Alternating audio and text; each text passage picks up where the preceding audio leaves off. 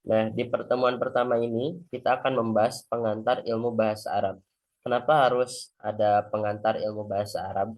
Karena itu mengenalkan bagaimana bahasa Arab ini ternyata memiliki banyak sekali cabang ilmu di dalamnya, ya. Dan perlu teman-teman ketahui juga bahwasannya apalagi kita sebagai orang Islam sudah tentu mempelajari bahasa Arab itu hukumnya bisa saya katakan wajib kalau saya. Ya bukan secara fikih tapi ya, tapi wajib secara eh, pembelajarannya gitu ya. Karena orang Islam harus mengerti bahasa Arab, kita sholat memakai bahasa Arab, ibadah kita memakai bahasa Arab ya. Agama kita dari Arab juga gitu ya. Nabi kita dari Arab. Tentu eh, ada banyak lah ya keutamaan-keutamaan bagi kita untuk mempelajari bahasa Arab, diantaranya yaitu tadi nahwu dan sorof. Nah, di sini ada beberapa cabang di bahasa Arab ya, cabang ilmu. Sebetulnya ada banyak ya, lebih dari 5 yang saya tampilkan di layar ini. Cuma di sini saya ambil secara umumnya. Jadi secara umumnya itu bahasa Arab itu memiliki 5 cabang ilmu. Di antaranya ada yang paling dasar itu adalah nahwu sorof. Nah, ini adalah dua cabang ilmu yang memang merupakan satu kesatuan, tapi masing-masing itu apa ya? Pada dasarnya sama, tapi masing-masing itu mengarah ke tujuan yang berbeda gitu ya. Maksudnya ada caranya sendiri gitu. Tujuannya sebetulnya berbeda tapi tetap satu, yaitu bagaimana cara membentuk suatu kalimat yang baik dan benar. Hanya saja untuk nahu ini dia di bagian apanya, bagian sorof ada bagiannya juga gitu ya. Nanti kita bahas kalau terkait yang itu. Nah, kemudian yang tiga sisanya balaghah, mantik, arud itu bukan lagi membahas tentang cara membentuk kalimat, tapi cara membentuk suatu kalimat yang indah ya. Kalau nausorof itu kan cara membentuk suatu kalimat yang baik dan benar. Kalau balaghah, mantik sama arud itu cara membentuk suatu kalimat yang indah. Apa bedanya gitu ya? Kalau bedanya ya bisa dikatakan nausorof itu kita mempelajari bagaimana cara penulisan kata baku di dalam bahasa Arab gitu ya. Tapi kalau di balaghah, mantik, arud itu sudah tidak melihat apakah kalimat ini benar atau tidak gitu. Tapi pokoknya selama kalimat ini indah, ya maka itu masuk ke dalam pembahasan ketiga ilmu tadi. Dan ini memang dibagi menjadi dua macam gitu ya. Nah, kita di sini membahas dari dasar terlebih dahulu, nahu sorofnya. Ketika nahu sorofnya sudah bisa, kita sudah bisa membentuk suatu kalimat yang baik dan benar, maka bisa kita belajar ke tingkatan selanjutnya, yaitu balaghah, mantik, kemudian arud. Kalau arud ini nanti lebih ke apa bait-bait ya, bait-bait dalam kitab kayak Alfiyah, Imeriti, ya. Itu kan bait-baitnya menggunakan ilmu arud itu. Jadi bagaimana cara agar suatu kalimat itu bisa berakhiran sama gitu ya. Alhamdulillahilladzi qad wafaqo lil ilmi khairu khalqihi walituqa. Sama-sama berakhiran huruf kok gitu. Meskipun kalau dilihat dari nahwu sorof tentu pasti ada beberapa yang dianggap salah gitu ya. Tapi karena ini bukan ranah nahwu sorof lagi, itu sudah ranah arud, maka itu tidak diperhatikan. Nah, itu tadi sekilas tentang pengantar ilmu bahasa Arab, di mana bahasa Arab ini memiliki 5 cabang ilmu secara umum. Ada nahwu sorof yang paling dasar dua, kemudian tiga sisanya ada balaghah, mantik, arud, balaghah, mantik sama arud ya. Nah, sekarang kita mengerucut ke pembelajaran di kelas kita ya, kelas nahwu sorof. Apa itu nahu dan apa itu sorof, dua-duanya memiliki pengertian yang berbeda gitu. Secara tujuan, keduanya adalah sama-sama untuk mempelajari bagaimana cara membentuk suatu kalimat yang baik dan benar. Kalau di bahasa Indonesia tentu ada kaidah bagaimana kita membentuk suatu kalimat ya kayak subjek, predikat, objek itu benar-benar harus diperhatikan. Begitupun dengan bahasa Arab, ada ilmu yang mempelajari seperti itu, yang itu dinamakan nahwu sorof ini. Nahwu dan sorof, saya katakan tadi memiliki dua pengertian yang berbeda ya. Kalau nahwu secara bahasa memiliki makna al-misal. Ya, al-misal itu bisa diartikan perumpamaan atau seperti ya, bermakna perumpamaan. Contohnya Zaidun nahwu Amrin. Zaid seperti Umar. Kemudian sorof. itu memiliki makna secara bahasanya taghayyur yang bermakna perubahan ya. Contohnya seperti watasrifir riyahi yang bermakna perkisaran angin gitu ya. Jadi tasrif itu dari kata sorf ya, perkisaran angin. Kalau perkisaran angin itu kan berarti perubahan angin gitu ya.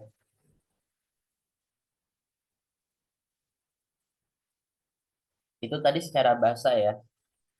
Nahwu memiliki pengertian secara bahasa al-mithal yang bermakna perumpamaan ya, atau mengumpamakan sesuatu ke sesuatu yang lain seperti tadi contohnya nahwu eh, Zaidun nahwu Amrin. Untuk sorof itu memiliki makna tagoyur yaitu perubahan. Sekarang kita belajar pengertian nahwu secara ulama nahwu ya, cara pengertian di kitab-kitab ini dari Jurumiyah, Imriti ataupun Alfiyah pengertiannya sama gitu ya. Kita ambil intisarinya dan kita rangkum jadilah pengertiannya seperti ini untuk nahwu. Apa nahwu itu? Yaitu ilmu yang mempelajari tentang jabatan kata. Ya, yang mempelajari tentang jabatan kata dalam kalimat dan harokat akhirnya. Jadi ada apa di kalimat pertama ini menjelaskan nahwu itu mempelajari tentang jabatan kata. Misalkan dalam sebuah kalimat katakanlah Bismillahirrohmanirrohim. Ketika kita ingin menganalisa lafaz tersebut, maka kita harus analisa per katanya ya. Misalkan Bismillahi, nah lafaz Allahi ini jabatannya sebagai apa? Jadi di bahasa Arab itu ada jabatan-jabatan atau kedudukan-kedudukan kata seperti itu ada. Yang bagaimana? Misalkan mubtada, khobar, fa'il itu adalah kedudukan dalam bahasa Arab. Bismillahi lafaz Allahnya kedudukannya sebagai apa? Kita tahu kalau Allah ini posisinya berada setelah lafaz bismi. Dan bismi itu dia kedudukannya sebagai jar majrur. Bagaimana cara kita mengetahuinya? Nah, inilah yang nanti akan kita pelajari di pelajaran nahwu. Selain mempelajari kedudukan atau jabatan kata, nahwu juga itu mempelajari bagaimana kita menentukan harokat akhir dalam sebuah kalimat. Kayak tadi kembali lagi lafaz bismillahi ya, kenapa Allahi di situ harus dikasrohkan gitu. Padahal bisa dibaca Allahu atau Allaha. Kenapa harus pakai kasroh? Nah, ini nahwu yang apa namanya yang bertugas untuk menentukan akhir suatu kalimat ini. Yang benarnya itu harus bagaimana. Dan nanti ini akan kita pelajari alasan-alasannya. Nah, baik berubah i'rob ya, berubah itu berarti i'rob istilahnya ya, ataupun tetap. Kalau istilah tetap berarti bina, atau nanti ketika dalam praktek kalimatnya, kalimat yang berubah itu dinamakan mu'rob, kalimat yang tidak dapat berubah dikatakan mabni. Kenapa harus ada kalimat yang berubah dan kalimat yang tidak berubah? Karena secara keseluruhan di bahasa Arab itu ketika kita melihat dari segi berubah dan tetapnya suatu kalimat itu ada dua macam. Ada yang mu'rob, ada yang mabni. Contoh yang mu'rob tadi Allah ya, lafaz Allahu, Allahi, Allaha itu mu'rob karena akhirnya bisa diubah-ubah. Kalau yang mabni berarti yang tidak bisa diubah-ubah. Misalkan kayak lafaz huwa, lafaz haza itu adalah mabni karena kita tidak bisa mengubah ujung daripada kedua kata tersebut. Huwa tidak bisa kita ubah jadi huwu atau huwi. Haza tidak bisa kita jadikan haza, hazi, atau hazu gitu. Tetap selamanya haza dan huwa. Makanya itu dinamakan kalimat yang mabni. Dan itu nanti cara kita mempraktekkan mengi'robnya itu pun berbeda. Nah, dengan mempelajari nahwu ini, ya kaidah-kaidah yang dengannya nanti diketahui bagaimana hukum-hukum akhir kata bahasa Arab dalam keadaan tersusun. Jadi kalau nahwu ini nanti bertugas yang menyusun kata-kata menjadi sebuah kalimat gitu ya. Nah, ini contoh perubahannya. Zaidun ke Zaidan menjadi Zaidin. Atau Allahu, Allah, Allahi, Alhamdu, Alhamda, Alhamdi. Itu adalah contoh kalimat yang apa menerima i'rob atau mu'rob. Dan itu dalam ranah pembahasan ilmu nahwu karena kita melihat yang berubah hanya akhirnya saja gitu. Ya. Di sini yang berubah hanya akhirnya Zaidun ke Zaidan ke Zaidin. Adapun maknanya tetap masih sama Zaid. Alhamdu, alhamda, alhamdi hanya berubah akhirnya. Maknanya tetap sama gitu. Kemudian lafaz Allah juga demikian ya. Meskipun ujungnya berbeda-beda, Allahu, Allah, Allahi, maknanya masih tetap sama yaitu Allah.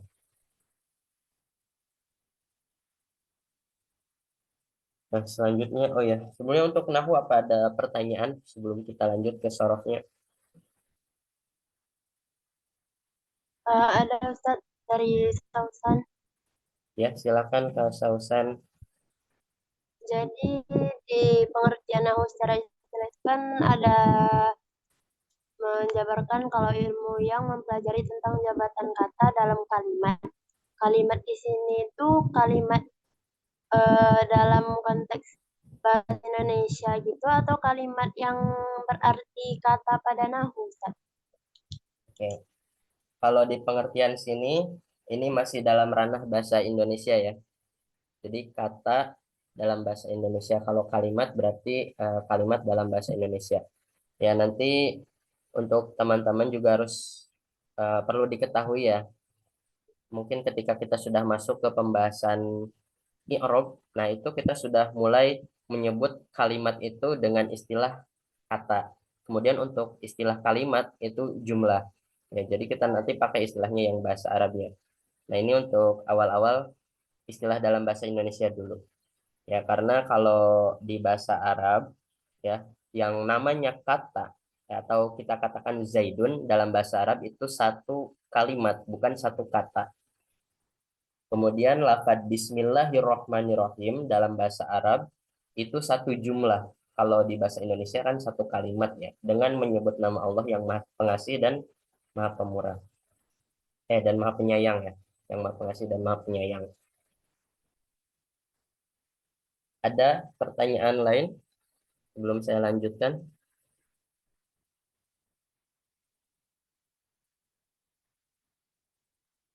Insya Allah ya, untuk nahu bisa paham.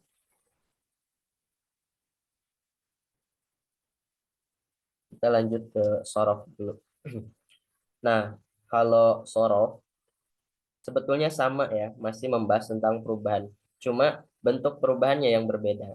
Kalau di nahu itu perubahannya hanya terjadi pada akhir. Ya, Zaidun ke Zaidan ke Zaidin. Serta dia tidak menyebabkan perubahan pada makna. Maknanya masih tetap sama, Zaid. Nah, kalau sorof yang paling terlihat sekali pengertiannya itu membahas permasalahan bentuk suatu kalimat atau kata. Nah, ini sudah masuk ke istilah kalimat ini. Tapi masih membahas tentang kata ya. Baik tentang perubahan bentuk, penambahan huruf, susunan huruf yang membentuk kata. Maksudnya bagaimana? Jadi kalau di sorof itu dia perubahannya tidak hanya terjadi di akhir, tapi secara bentuk dan strukturnya dia juga ikut berubah. Kemudian dia juga merubah pada makna ya. Dan perubahannya itu dia berupa penambahan huruf ataupun susunan hurufnya gitu. Misalkan dari Hamida ke Ahmada. Di sini ada penambahan huruf ya yang menandakan bahwa oh ini adalah perubahan dalam ilmu sorof, bukan pada ilmu nahwu. Karena apa? Karena yang berubah eh, bukan akhirnya gitu ya, bukan terjadi di akhir. Tapi di sini ada penambahan huruf dan juga ada perubahan susunan susunan kata ya. Hamida haknya yang sebelumnya fathah menjadi sukun. Kemudian mimnya yang sebelumnya kasroh ya, Hamida berubah menjadi fathah karena ditambahi Ahmada ya. Nah, maka ini adalah perubahan di sorot. Kemudian berubah lagi menjadi Muhammadun.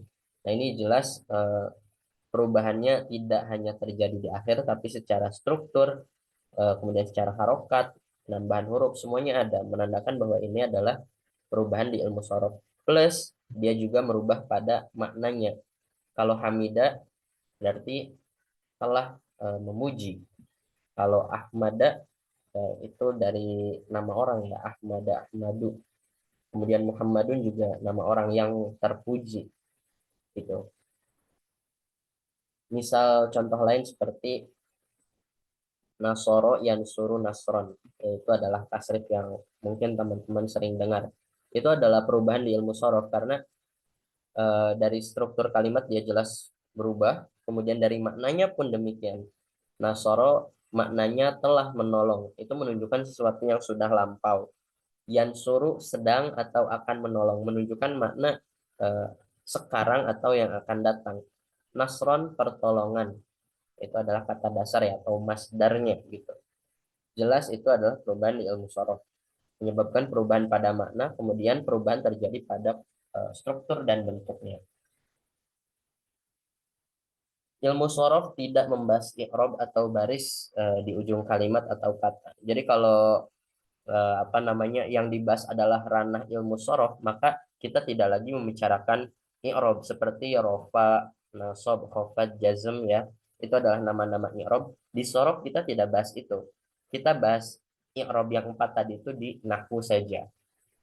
Nanti ada istilah-istilah sendiri baik di sorof ataupun di nahwu ya.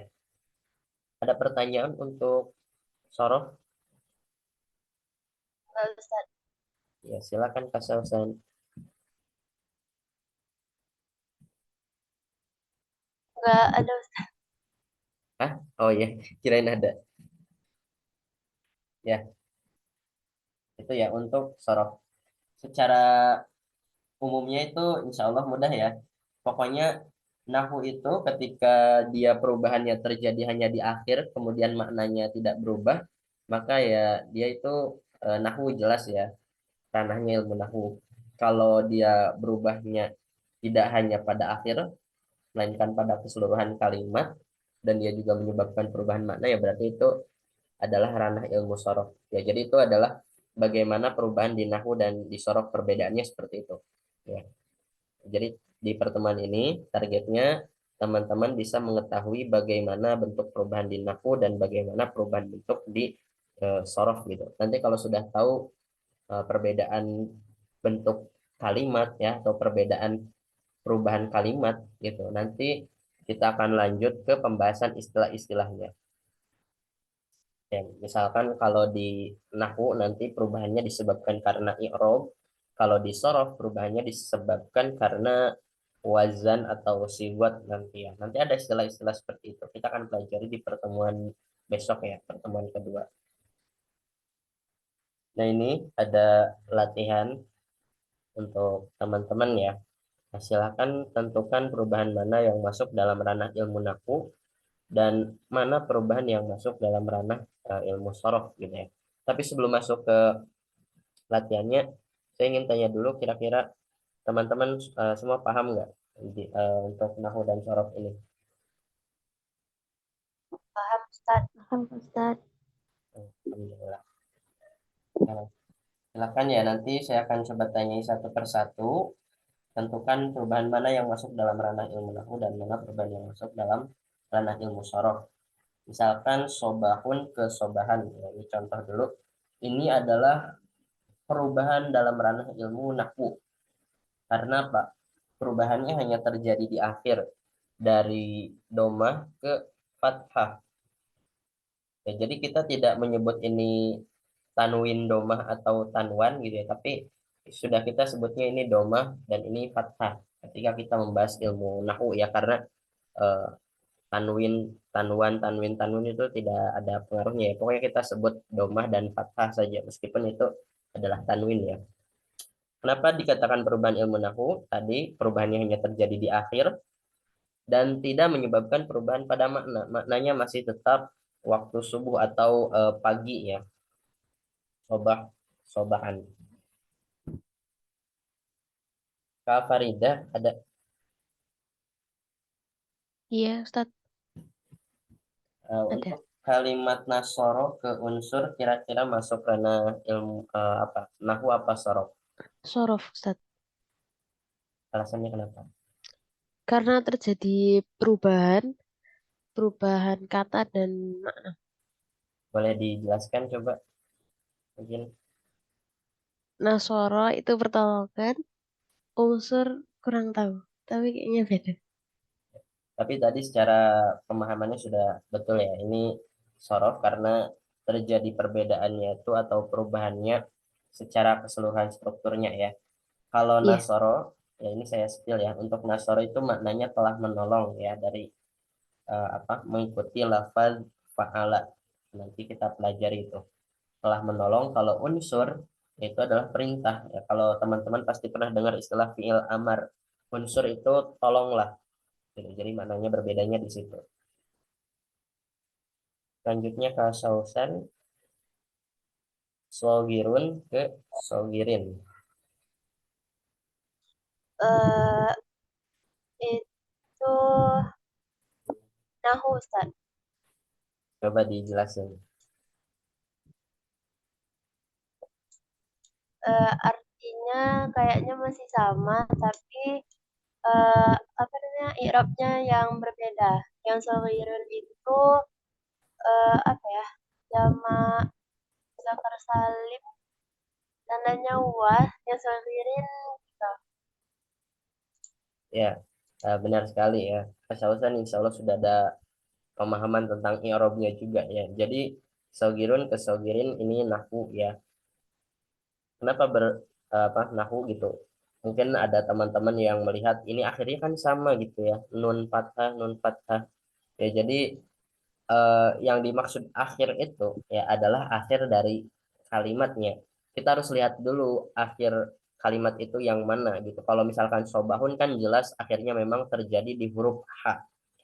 Kalau sogirun, sogirin itu yang terakhirnya atau huruf terakhirnya itu adalah huruf ro. Jadi perubahan di wau ke ya itu ya dia masih termasuk perubahan di akhir. Dan nun juga masih berupa bagian daripada eh, akhir itu tadi. Jadi wawu dan nun, ya dan nun itu adalah akhir dari kalimat sogirun, akhir dari kata sogirun. Seperti itu. Maknanya sama, yaitu orang-orang yang kecil ya, sogir. Lanjut ke Aufa, ada Ada Ustadz. ke Aufa yaf'aluna ke yaf'ulu. Nah, ini eh, apa namanya ada perubahan. Nah, apa sorof ini? Sorof Ustadz. Kenapa dikatakan sorof? Karena terdapat penambahan huruf nun itu Kak Ustadz. Penambahan apa pembuangan? Oh, pembuangan. Maaf Ustadz.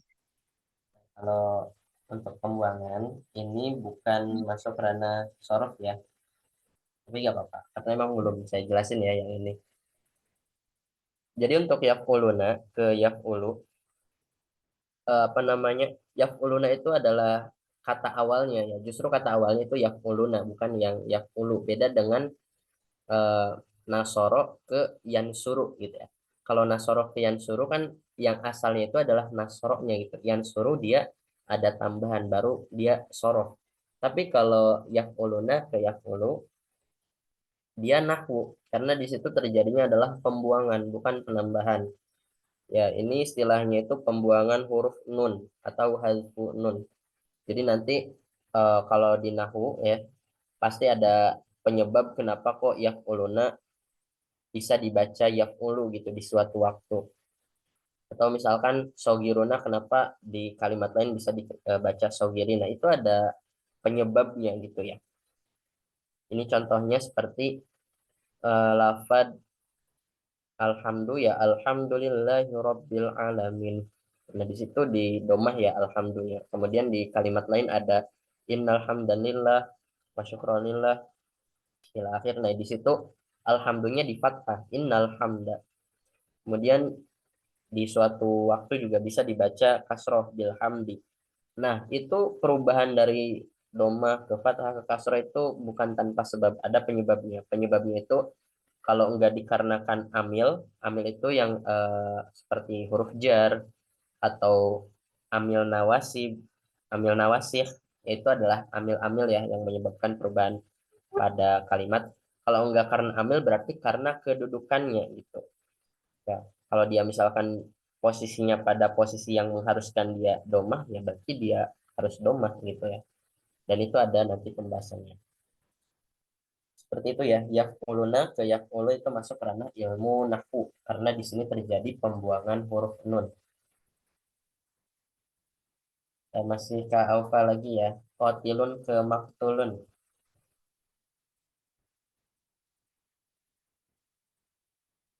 Alfa masih ada. Ada Ustaz. Kuat. Nah, coba qatilun berubah menjadi maktulun, ini ranahnya apa?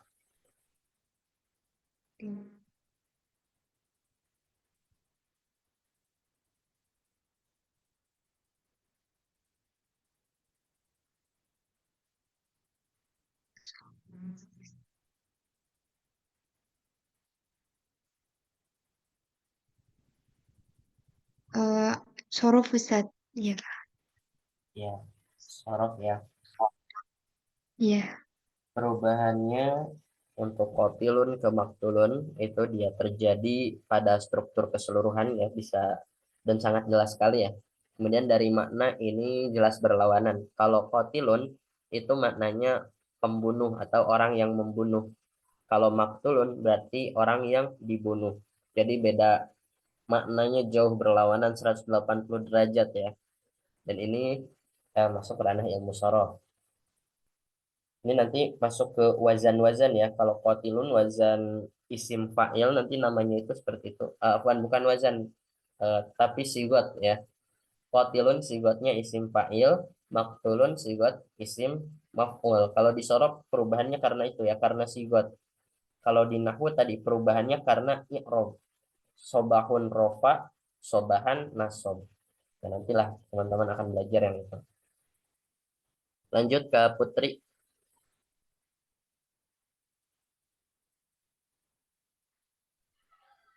Saya Ustaz. Ya, Kak Putri, dari apa? Kalau perubahan Bashirun ke Bashirin itu masuk ranah apa? Nahu Ustaz. Bisa dijelaskan alasannya? Karena hanya perubahan di akhir harokat dan maknanya tetap sama Ustaz. Ah, ya, jadi perubahannya yang terjadi di akhir ya, Bashirun, Rofa, kemudian Bashirinnya dia khofad atau jar. Ya, jadi nanti di Nahwu ada istilah khofad dan jar itu masih sama ya, nggak ada perbedaan. Khofad atau jar bebas mau nyebut apapun masih sama. Kak Zainuddin,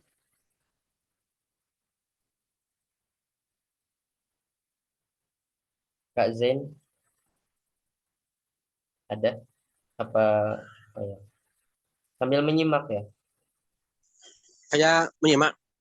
Nah, yadribu ke yadrib. Nah, ini perubahannya masuk dalam ranah ilmu apa? Nahwu apa sorok?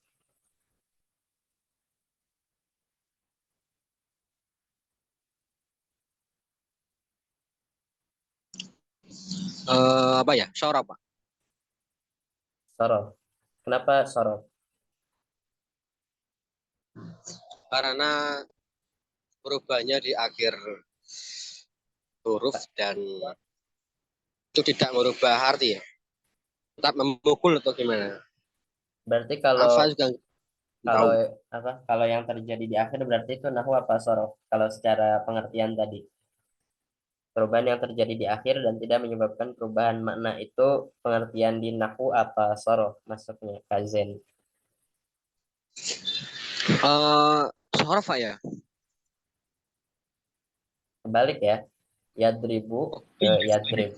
Ya. Jadi Oh, itu. Eh, jadi saya tekankan lagi kalau di Nahwu itu perubahannya hanya terjadi di akhir dan tidak menyebabkan perubahan makna. Contohnya ya ini, yadribu ke yadrib. Sedangkan di sorof berarti perubahannya terjadi secara keseluruhan struktur atau bentuk kalimatnya dan terjadi perubahan pada maknanya pula. Gitu. Yadribu dan yadrib itu masih punya makna eh, sedang atau akan memukul gitu ya. Hanya saja biasanya yadrib itu dia disukunkannya penyebabnya itu karena amil, selalu karena amil ya untuk lafad yadribu, yansuru, yaftahu, pokoknya kalimat yang diawali huruf ya gitu ya. Tasrif fi'il mudhari maksudnya ya. Untuk sigat fi'il mudhari kan biasanya sigat fi'il mudhari itu diawali huruf ya. Kalau nggak huruf ya biasanya ada huruf mudhara'ah gitu ya. Tapi seseringnya itu huruf ya. Biasanya diawali oleh amil jawazim namanya berupa lam. Jadi kalau nggak ada lam otomatis nggak bisa dibaca sukun ujungnya gitu ya. Harus yadribu.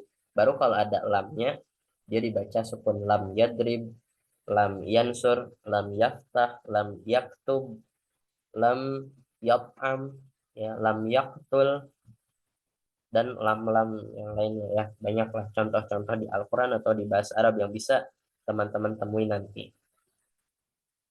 Ke ini ada yang baru masuk ya kayaknya. Kak Aulia, Kak Aul, panggilannya Kak siapa ini? Iya Ustadz. Silakan Kak mungkin bisa memperkenalkan diri terlebih dahulu ya, biar saling kenal dengan teman-teman yang lain juga. Nama saya Aulia. Nama saya Siti Aulia Hanifah, bisa dipanggil Aulia. Oh ya, asal dan ini apakah Asal dulu dari mondok Jakarta Timur. Saya dulu pernah mondok SMP di Pondok Pesantren Husot. pondok pesantren apa?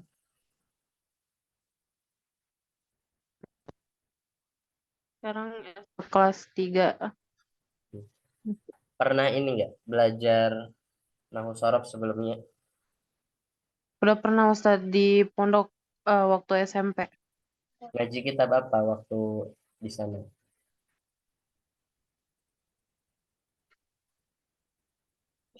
Iya. Gimana? Kitab apa? Tadi putus kayaknya. Kenapa Ustadz? Kitab yang pernah dipelajari, kitab nahu sorofnya kitab apa? Mengenai apa? Kitab kitabnya Perubahan. Oh, kitab mah. ya. eh Ada nggak belajar kitab ada bukunya warna oranye. oren? Nggak lupa nama kitabnya ya. Iya, lupa namanya. Ya nggak apa-apa. Eh, Kalau di sini ya, eh, mungkin tadi ketinggalan ya Kak Aul. Ini kita insya Iya. Allah pelajaran kitabnya itu dari kitab-kitab namanya kalau Kak Aul tahu.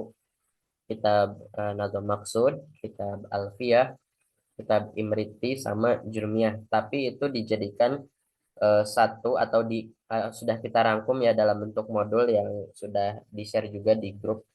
Ya nanti Kak Aul bisa buka sendiri untuk file-file kitabnya dan teman-teman yang lain juga ya file-filenya. Terus ada kitab Amsalatul Tasrifiyah juga di situ ya.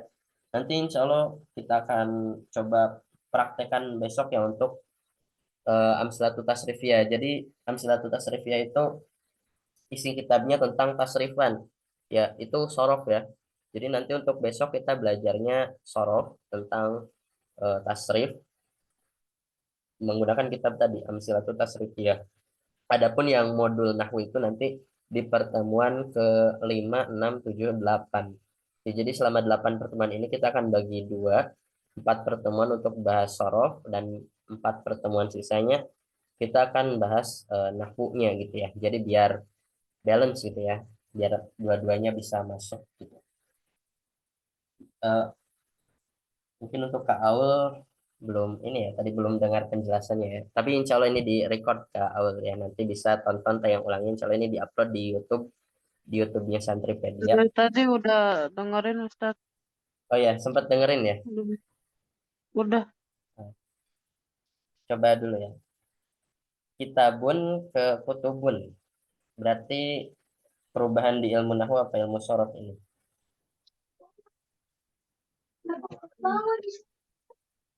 Ilmu ilmu sorof ya. Kenapa ilmu sorot? Karena perubahannya secara makna, terus secara penulisannya juga sudah beda gitu. Ayo, alhamdulillah berarti memang benar ya. Kitabun ke kutubun, betul apa yang dikatakan Kak Aul ini terjadi di ilmu sorof karena perubahannya bisa dilihat. Secara struktur berubah kitabun ke kutubun. Maknanya demikian. Kalau kitabun itu satu buku. Kalau kutubun itu buku-buku bermakna banyak atau jamak ya. Pokoknya meskipun misalkan kita menggunakan lafaz kitabun menjadi kitabani misalkan. Nah, itu juga sebetulnya masuk ranah ilmu sorof ya, bukan ranah ilmu nahu. Karena maknanya berubah. Meskipun yang berubah hanya akhir, misalkan kitabun, kitabani gitu ya. Tapi itu maknanya berubah, artinya dia di sorof juga masuknya gitu. Tetap sama-sama di ilmu sorof. Kitabun satu buku, kitabani dua buku. Itu berlaku untuk hal seperti itu juga. Nah, ini masih ada banyak ya. Silakan nanti teman-teman bisa tentukan sendiri ya. Insya Allah sudah paham ya, tadi semua sudah menjawab dan saya kira semuanya sudah memahami. Dan untuk Kak Zen mungkin gimana? Udah Insya Allah paham ya? Ya hanya saja tadi mungkin sempat tertukar ya pengertiannya. Tapi Insya Allah aman ya Kak Zen. Paham, Tat? Insya Allah. Insya Allah ya, Alhamdulillah. Nah, silakan nanti itu sisanya dianalisa sendiri ya. Nah, mungkin untuk pembahasan besok ya, kita akan pelajari Amsalatul Tasrifiyah yang tadi ya. Ini saya spill dulu terlebih dahulu ya. Untuk Amsalatul Tasrifiyah itu insya Allah lengkap sekali karena itu membahas tentang tasrifan. Misalkan eh, semua kalimat di bahasa Arab itu kebanyakan adalah tasrifan atau bisa ditasrif. Misalkan sobahun itu dari kata sobaha. Jadi ada asal katanya semua kalimat di bahasa Arab itu ya. Enggak semua sih, tapi kebanyakan secara umum setiap kalimat di bahasa Arab itu memiliki kalimat asal.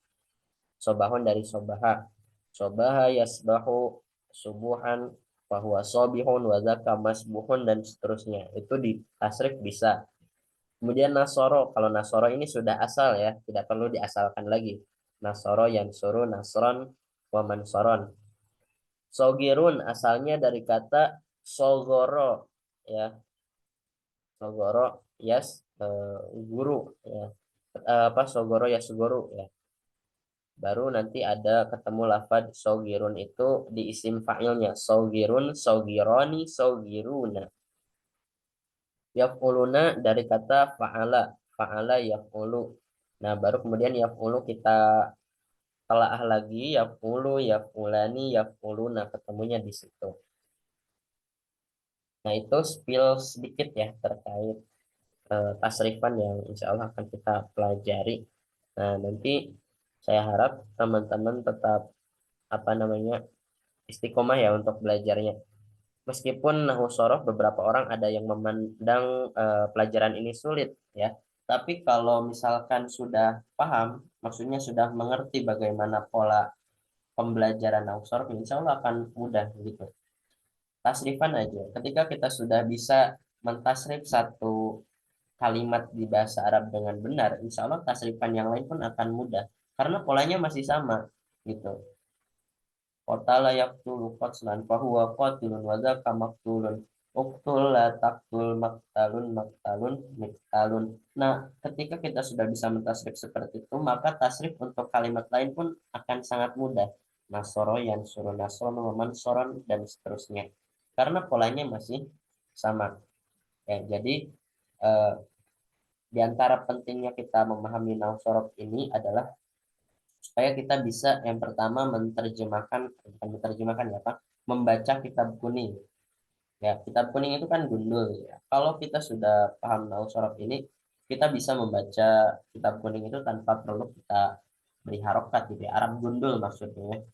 Membaca Arab gundul itu akan sangat mudah gitu. Plus kita juga nanti akan sangat mudah untuk bisa mengartikan kitab-kitab kuning itu sendiri ya. Karena kalau kita belajar nahwu sorof, otomatis kita juga mempelajari makna yang ada pada setiap kalimat-kalimat tersebut. Ini masih ada waktu 7 menit. Ya, mungkin ada pertanyaan, silakan yang masih bingung atau yang mungkin mau didiskusikan dan sebagainya, silakan.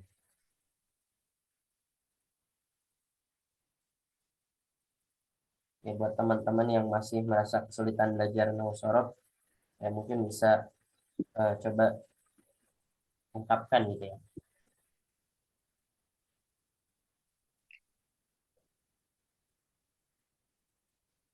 Ada? Saya Ustadz mau tanya, Oh mau ya, menyampaikan. Saya silakan. mungkin kan memang sudah dari SMA. Jadi mungkin untuk ke depannya pertemuan selanjutnya, kalau mau jelasin, kayak misal ada kata-kata kayak misal kata-kata contoh misal mubtada ataukah kata apa lagi ya kayak khofajer itu dijelaskan lagi nggak Ustaz? Nah, Katanya saya ketakutnya kurang paham. Gitu. Terima kasih Ustaz. ya terima kasih Kak Faridah sudah menyampaikan. Ya, insya Allah nanti tentu saya juga akan sering mengulang-ulang untuk pemahaman teman-teman ya, karena eh, untuk semua yang ada di grup ini, insya Allah semuanya masih dasar ya. Bahkan saya akan anggap teman-teman yang di sini mungkin belum paham nausorof lah ya, bisa dikatakan begitu, agar nanti teman-teman yang mungkin udah punya basic bisa mengulang juga, dan yang tidak paham sama sekali akan terbantu. Ya, terima kasih Kak Faridah. Nanti untuk pertemuan selanjutnya akan saya lebih detailkan lagi ya pembahasannya. Iya, Bagaimana? terima kasih Ustaz. Ya, sama-sama Kak Faridah. Dengan teman-teman yang lain, bagaimana? Ada juga yang mau disampaikan, silakan. Mungkin cara penyampaian saya tadi kecepatan, biar untuk di pertemuan selanjutnya bisa disesuaikan atau bagaimana, silakan.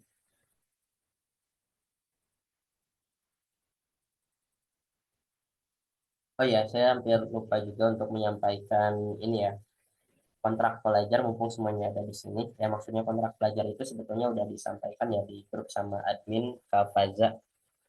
Jadi untuk kelas Nausorof ya, sebenarnya sama dengan kelas Muhadasah juga. Jadi nanti absen itu dihitung ya. Jadi kalau misalkan nggak masuk absen, apa nggak masuk kelas, ya itu nanti ada pengurangan nilai di sertifikatnya. Jadi mohon untuk diperhatikan sebaik mungkin ya, jangan sampai nanti nilai sertifikatnya berkurang hanya karena tidak hadir gitu ya. Ataupun kalau memang ada kebutuhan mendesak, bisa izin dan sebutkan alasannya apa. Ya, insya Allah nanti sama admin dibantu juga ya. Kemudian untuk imtihan itu nanti di akhir ya, setelah kita selesai pembahasan, selesai materi, di akhir ada imtihan, ujian, dan itu juga nanti masuk ke penilaian di sertifikat ya.